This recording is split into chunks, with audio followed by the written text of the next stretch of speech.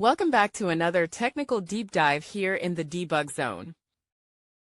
Today we're tackling a big question and breaking it down with insights from other users. Hopefully this clears up some misconceptions and helps you get the answer you need. So buckle up, stay a little curious, and let's jump right in.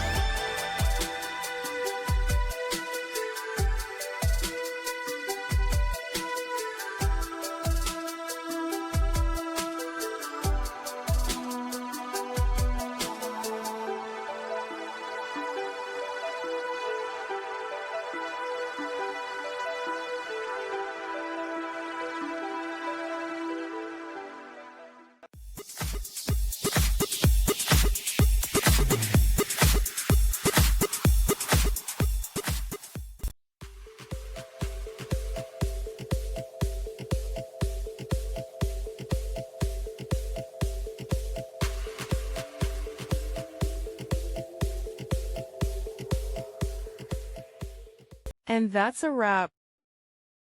I hope you found the answer you were looking for. If you did, take a second to hit that subscribe button. It really helps out. And let me know in the comments which solution worked best for you. See you next time in the debug zone.